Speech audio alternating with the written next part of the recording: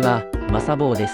今回は敷居壁に漆喰を塗っていきます。今回は、大工さんに教えてもらいながら DIY をしています。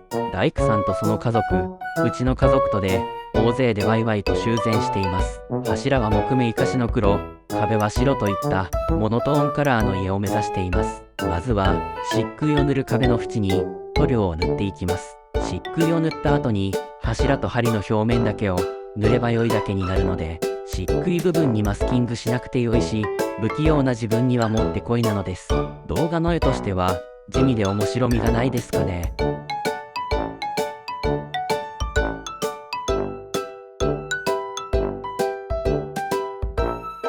盛んに邪魔なケーブル等は外しておきます。と言いつつ、ほとんど大工さんにやってもらってますね。ダメでした。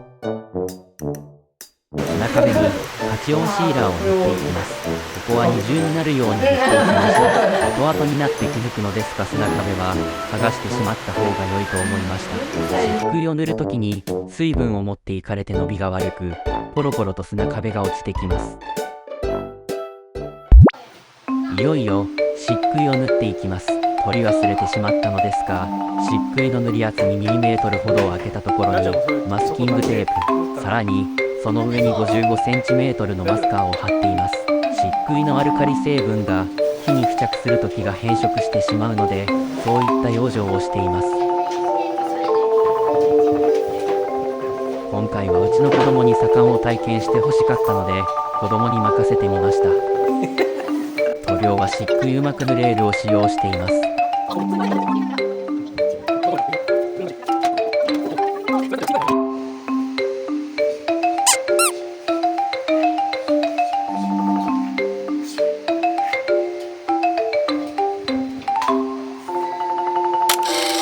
なんやかんやでいい感じになったのでよし。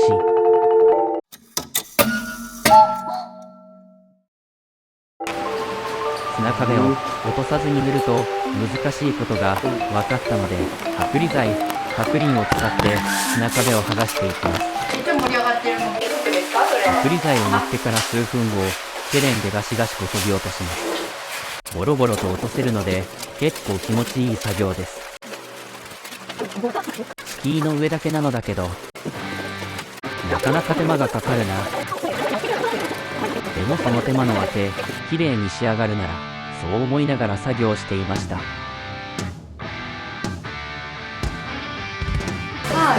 がした皮はそのままに、下の葉も塗れるよう、床の間を塗るようにしました。そうやね、ちょっと私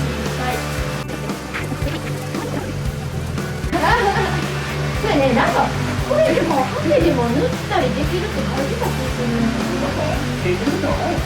ああ、それも面白いかも。ああ。